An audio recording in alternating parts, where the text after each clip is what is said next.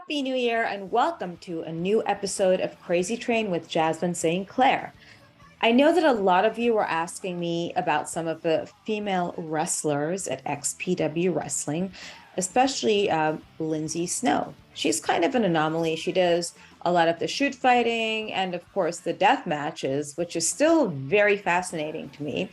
But on top of that, she's a world-renowned tattoo artist. So let's see what a day in the life of Lindsay Snow is like. All right. Thank you so much for joining me today. And I'm so sorry about the delay. I swear, like these technology things are just so wrong. I don't get it anymore. I just don't. No problem. No problem. It gave me time to eat my sandwich and make me a good cup of coffee. Yeah, that's the thing. I don't understand. Like, how do you have time to do anything? Because besides wrestling, you have this tattoo business. I want to know about that. Like, why did you start tattooing? Were you in jail or something? Well, yeah, I've been to jail, but I didn't, my love for tattooing didn't start in jail. Okay, good. um, no, I have since I was like a little kid, I've always been like enamored with tattoos. I actually saw a lady in the grocery store when I'm like 11, and she was like covered from like her neck down. And I was like, oh man, she's beautiful. Like, I want to be just like her when I grow up. And then, like, come to find out, like, she was a tattooer and like local to town and stuff. And like, fast forward, like 20 years later, now me and her are friends. And now I have this whole life and the whole look based off because I met this lady in the grocery store when I was 11. You could tell when there's some people who have the tattoos because they really love them and it's something meaningful. Then you get like the guys with the beards that have them that can't even change a freaking tire, for God's sake. Can you differentiate from It's those so people? like, oh, these guys have all these cool camping tattoos, but like couldn't skin a bug to save their lives. Exactly. I got to learn how to do that, by the way. Like I'm not up on that part of it yet, but change a tire, yes, I can do that. Now I with can help you out. wrestling, the first time I saw you, you're covered in blood. So it's this whole thing where I wasn't around all this before. Right. Now it's all this deathmatch wrestling. Do you ever see yourself deathmatch wrestling, or is this something you started with? I definitely didn't start out doing deathmatch wrestling just because like it wasn't as big of a scene when I first started, and girls especially weren't doing death matches whenever I first started wrestling. And plus, like, I came from my background is Brazilian jiu-jitsu and catch wrestling, so like busting light tubes over people's heads wasn't really like the angle that I was going for, to say, like, per se. But definitely it's something that I've gravitated towards in my later years. I don't know, it's something about like bleeding on people and making people bleed. It just makes you feel alive. And that's probably like it's probably like the realest I can get about that. That's so funny because years ago, a friend of mine was pitching a reality show, and I knew these guys. They were in a bike club, and they wanted to. They're like, "Yeah, man, we should do this or something. That'd be cool. We'd want to do a show like on how we go around collecting money." Okay, great. So one of them who just got out of jail, man, I'm addicted to violence. So when you say it just like that, I really like when people are just authentic and real because hey, it's there. Why do you think there's such a fascination with blood? um, you know, I think it just boils down to something real simple. Red makes green. Yeah, that's true. You're the second person that said that. It's a very scary thought in a way. Do you think there's a specific reason why fans have like they could sit out there in the crowd and want to see the violence and the blood? Is it because they're too chicken shit maybe to do it themselves, or people just like to see people being hurt? I don't know, man. I feel like death matches are the closest you can get to watching a snuff film.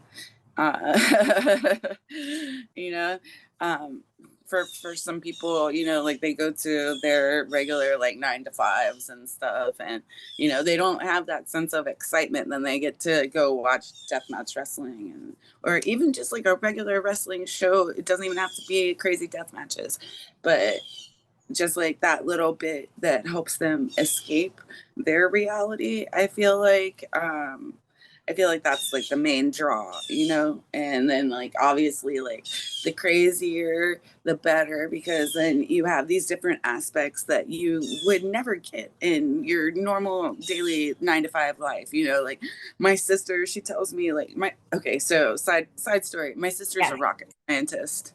Okay, so Thanksgiving's like real fucking awkward around my house.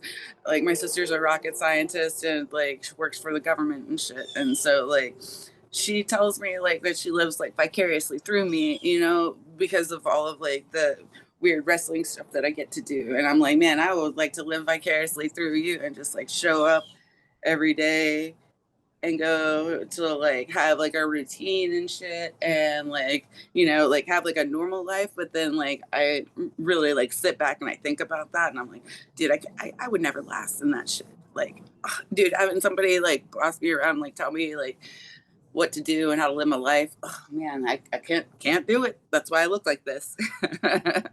Well, they probably still hire you. I mean, a lot of people wear collared shirts, I guess, turtlenecks and so forth. When I lived in Norway, like everyone had tattoos. Didn't make a difference what line of work you're in. But my friend who worked at the tattoo parlor, answering the phones, like part-time, worked at the bank part-time. And she's there with Yeah, turtleneck and the long sleeve. Well, you always have to wear long sleeves there, but cool. yeah, it's even in the summertime. And she's there at the bank. I'm like, wait a second, this is like a full 360. What's your sign again? What was your star sign? I'm Cancer. Yeah, you're not working a 9 to 5 going there day to day. It No, sounds it's like living in a white paper bag. I'd have to wear a scuba suit. Did you? I said I would have to wear a scuba suit. Oh yeah, well, that's I mean, fine. It's different. Hey, you know what? What's up with inclusivity, people? Seriously, Right? is this what you always wanted to do? Is something physical, or what did you really want to do when you wanted to grow up, or if you grew up? Um, Honestly, whenever I was like real little, I thought that I would work with animals.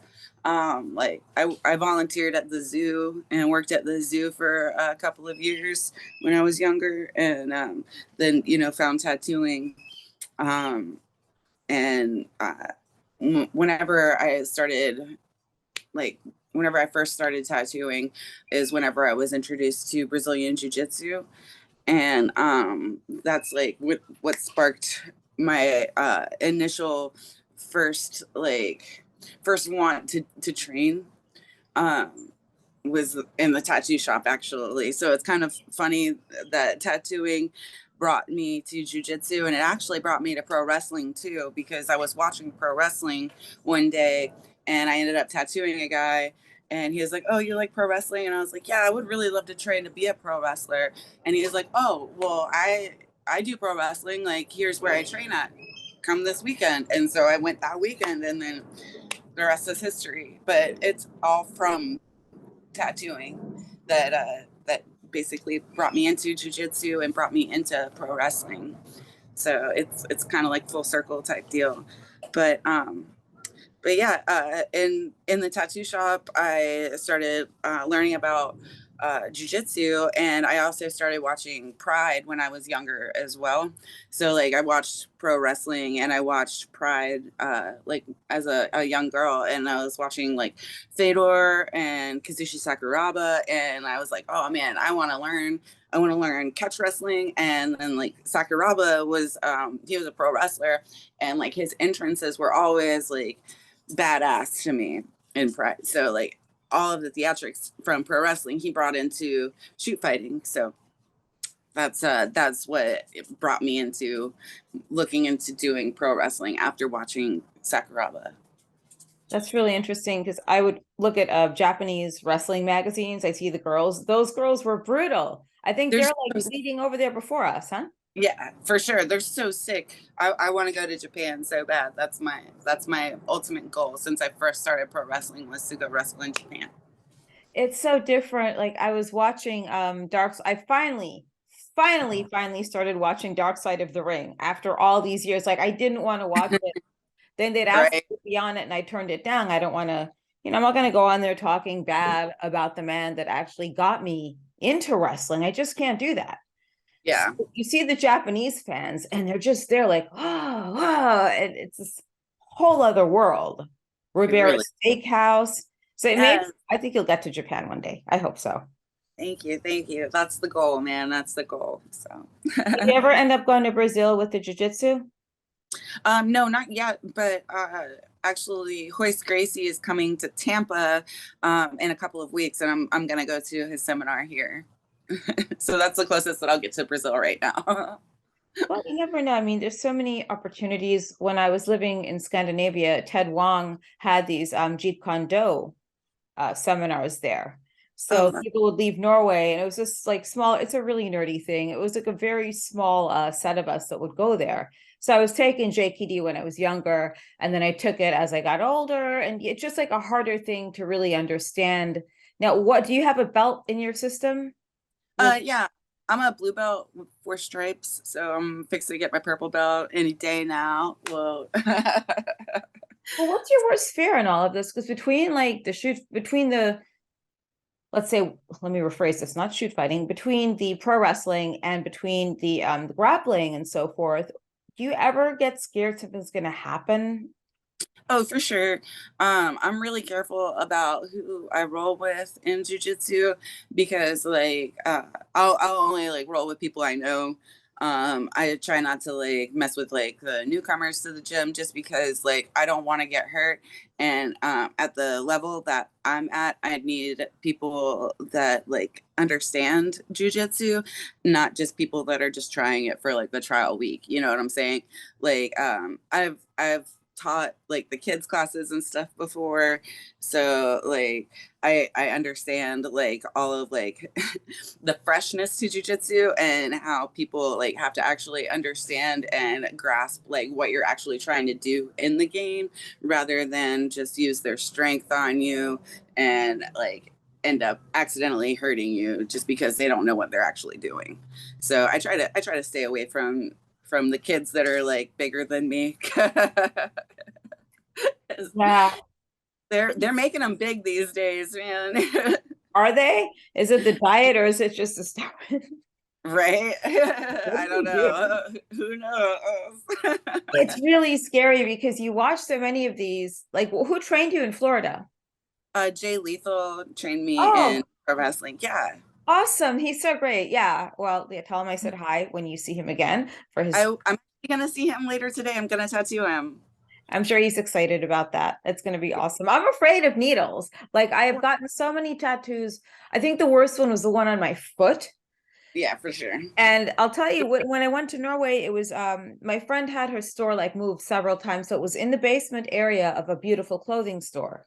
So Mhm. you have like families and everything. I'm like, shit, don't fucking touch me. I'll kick you in the cunt. Blah, blah, blah. I just went off and off. People are just looking like, okay, this is probably not the best place to do this. So I don't know how what do you do with chickens? Like, what if you didn't know me and I came into your place for a tattoo and I'm there cussing? Do you have Um, anything for people like me?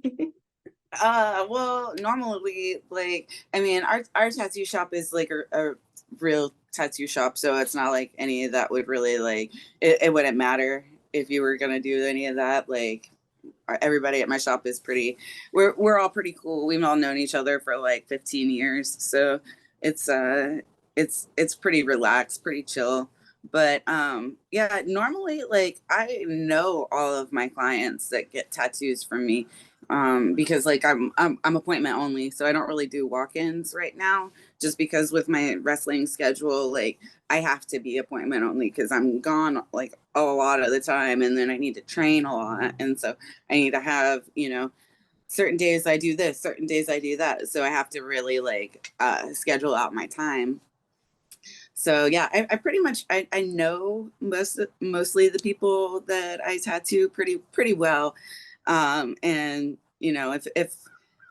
if they're a little scared or something, if they need to go like get some liquid courage and then as long as they can fill out their paperwork, we're good. That's the worst. When I was in Brazil, I have a sepultura tattoo, right? Hell That's probably yeah. like the most Brazilian tattoo. And it took him probably close to 2 hours to do it because I just kept moving. I wouldn't sit still. I was hungover. My black flag tattoo took like no time to do. That was easy. But Yeah. the foot and the ankle, like the worst ones ever. Um, I don't think I would. The only other thing I want is on my ribs. So my neck didn't hurt. There was a spider web with Black Widow, so that's Uh, fine. But I'm yeah. not doing. I mean, the ribs are. I'm just very ticklish. So who knows what'll happen? Redlets are not, they're not very fun. Oh, really? Yeah. Lidocaine, Yeah. lidocaine. You'll Lots. have to get up on that. Telling you. So do people? So it's kind of a weird question I have jumbled up, and I'm just thinking because this early, my mind operates, but it doesn't operate, and I say a lot of foul mouth things sometimes, so I have to, somehow filter it. So do you have any aspirations of like when you started wrestling? Did you want to go to WWE? Did you want to go to one of these companies? And what did you think of working for XPW when you first came in? I mean, obviously, like I had heard about XPW a little bit here and there, just like through the grapevine and stuff. And I don't know, if it wasn't for Schlack, I probably wouldn't have come over there. But Schlack looks out for me. He's like a big brother to me. Love that dude. Shout out to Schlack. No, he's just a good person, and so like I kind of like trust his judgment on people and bookings and whatnot. So obviously, whenever you start pro wrestling, like everybody wants to get signed. Like I think it's stupid for you to not want to reach the top of the game in what you're trying to do. Like if you're not trying to be the best at what you do, then why are you doing it? You know. Um, Obviously the bigger the stage, the more eyes I can get on what I'm trying to do. And so yeah, I would love to be signed. Like who wouldn't love to be signed? As far as like where, I'm not picky. I feel like there's something that I could learn no matter where I'm at. And there's people to learn from that are amazing. They're fucking legends in the sport at all of these places. So no matter where I wind up, I know that there's going to be some brains for me to pick and some good conversations to be had. So that's all I really care about is learning every day how to better myself in my craft. That's a very good way to look at things. When did you start training though? I started training pro wrestling like 7 years ago. Okay. It's a pretty long time. It's very grueling. Yeah. At first when I did it, I didn't know you can't take a diuretic and feel safe running the ropes. We were training in a ring outside and it was not fun. It was like really warm, and I had an original glow girl who trained me. She Okay. was trained by Mula. Okay. So you can Oh, imagine what that was like. I'm like, okay, this is just really, but I stuck with it because it was yeah. fun. But because of my size, it's fine. I'll just get used as a manager. Fine, that's great. Um, but it's a changed world now. And this isn't where I thought I'd see pro wrestling. What are some of the things you'd like to see more of today? Not necessarily in XPW, but just in pro wrestling in general, like with AEW or these other companies that are out there. Obviously I want to see the girls get more time because we're starting to get more time, but like I like to see, more than one or two matches out of the show or females, like you got to think of all the females on each roster, and then you're all fighting to be seen, and then they're using the same people over and over again, so like that, not everybody really gets a chance to shine. So like I don't know, I would like to see my friends that are up there, I would like to see them get more time in the spotlight, because that's like what really makes me happy, is like seeing like people that I care about get opportunities and seeing them excel in those opportunities. Yeah, there's so many things you learn about that after watching Dark Side of the Ring. Like I take it with a grain of salt, but I sort of absorb some of the things I do, see and hear on there. Because after all, it's just Vice TV. But that's a lovely way to look at things. I want my friends to succeed, and that's important because in this sport, it's very competitive. Do you have any thoughts on Tough Enough, things like that, that help people boost their careers?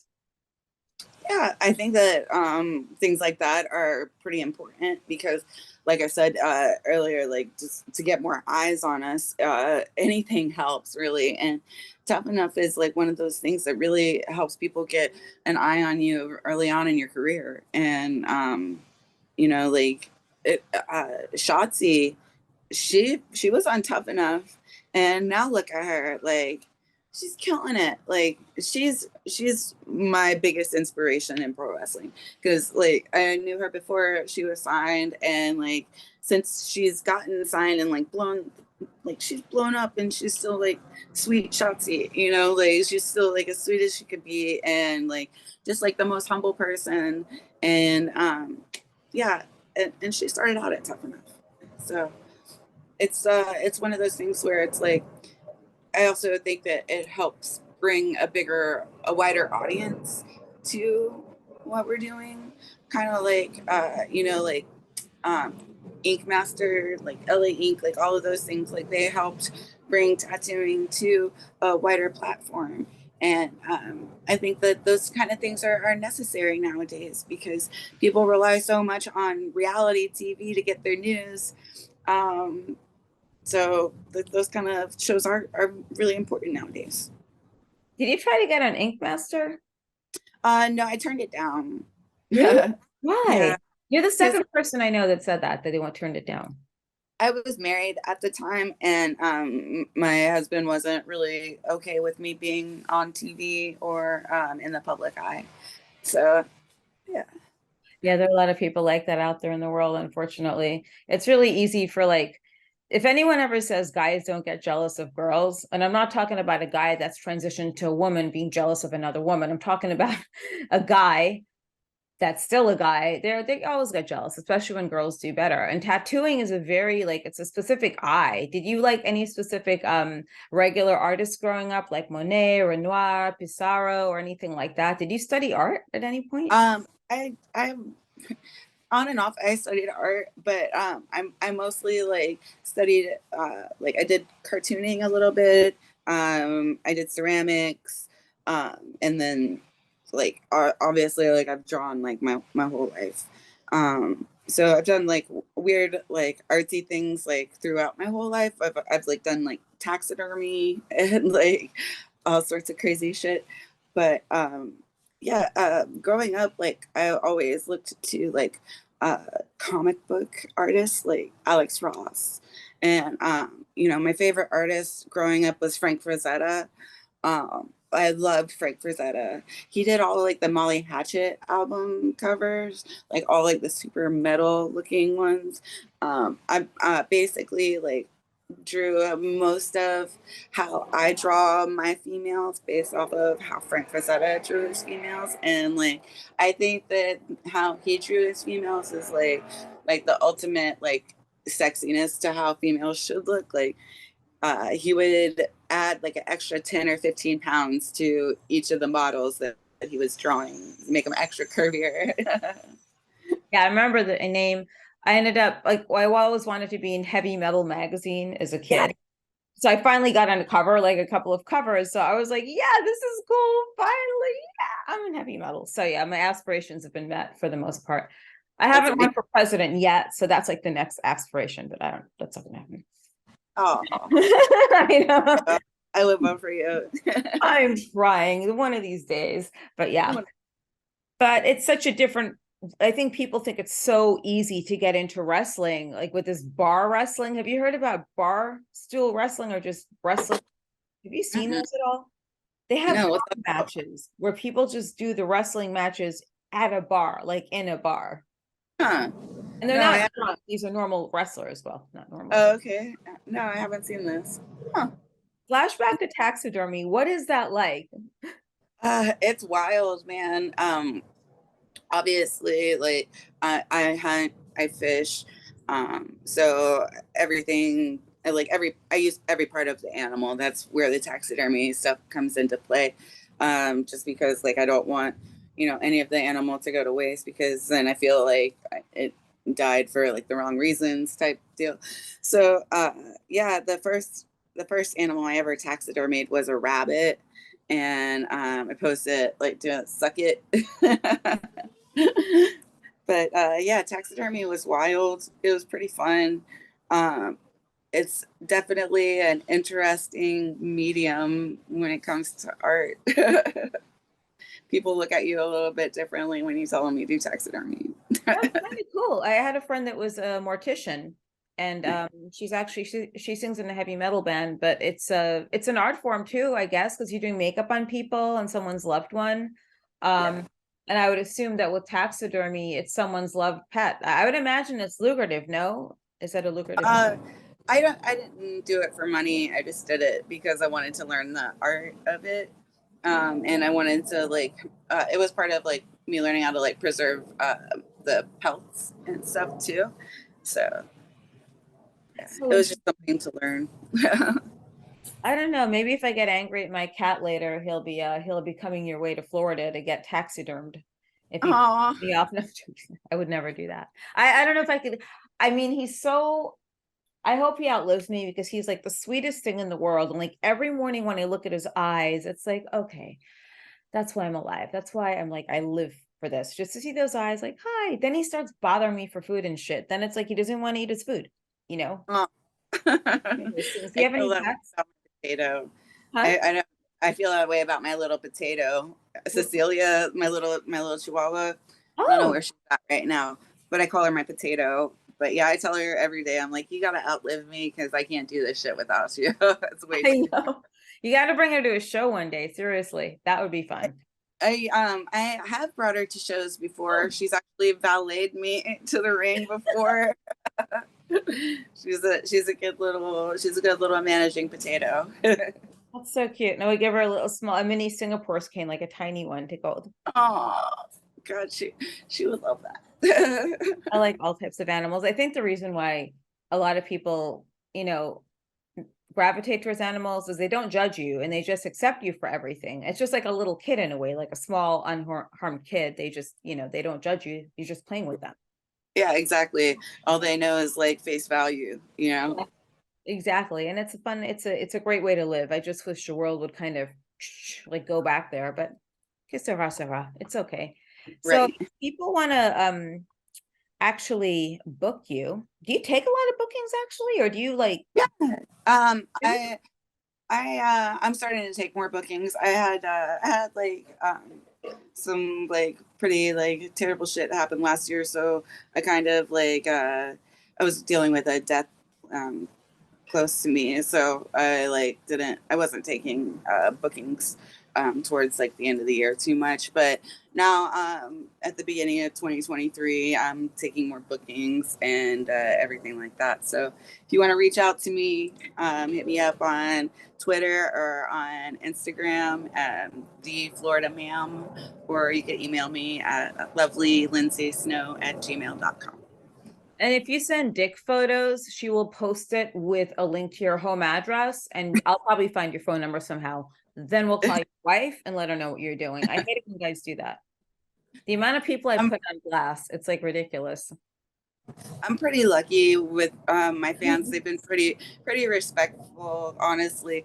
Like especially lately, like they've been really nice, honestly. Like I've had really cool fans that have just like reached out to me and like told me like that what I'm doing means something to them, and like they hope that I don't stop. And that's honestly like way better than like anything else. Like I thankfully like I haven't gotten any dick photos in a while.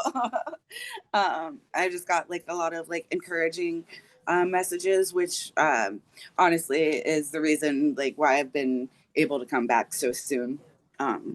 So I just wanted to say thank you to everybody for all of like the support and all like the love. Thank you guys. Without you guys, I definitely would not be here today.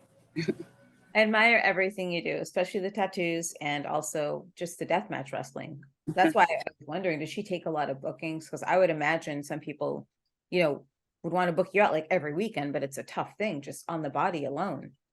Yeah, for sure. I definitely, I'm not going to be doing death matches every weekend, but if you want to book me for regular shows every weekend, I'm down. Multiple shows every weekend. Let's do this shit. Let's make 2023 the year of the kaiju. And merchandise. Maybe she'll have trading cards. You never know. I do have some trading cards left, but I Ooh. need to make some new ones because I got some more face tattoos. So, All right. Well, no, I'll send you the message to the guy who does my lip print cards because they sell well. And I'm sure a lot of people would like that. It's a great way to, it's all about marketing. And one thing about wrestling fans is some of them are super smart and they don't miss a beat. Like that whole thing with the Rhino pile driver is still going around viral. And people are like, well, what happened to her? Is she alive? It's like, duh, dumb fuck. Yeah, I'm still here. I'm breathing and my neck's still intact for now. all But right. yeah, it's crazy, but some of these guys never miss a beat with anything. And when you get these trading cards, it's like, if one's the same as the other and like the information's the same. So some of them are pretty smart. And we Yeah. love them for that. We love all of you for that. So I will Yeah. post your socials. Thank you for hopping on. And guys, don't forget to support and follow to her on Instagram. It's the Florida Ma'am. I'll post the links to it. She's also on Twitter. And XPW Wrestling will be back in Newark, New Jersey, January 20th, and in Pomona, California, in February, in the 18th. Are you signed to that? Are you going to be at all the shows or? I believe I will be. Cool. Well, I will see you in New Jersey and sit tight. Thanks for hopping on Crazy Train this week, guys, and I will see you boys and girls next week. I hope you're enjoying the ride on Crazy Train with Jasmine St. Clair podcast. So if you are, do me a huge, huge favor. Woo! Please go ahead. Go on to Apple Podcast or Spotify or whatever, but Apple's great. Give me a nice rating and review. Send me a screenshot, and I promise you, I will send you a special goodie bag. So please rate and review Crazy Train with Jasmine St. Clair podcast. And in exchange for that, once I see the DM with the review and your name and address, I will get those gift bags out to you. I'm not going to tell you what's in it.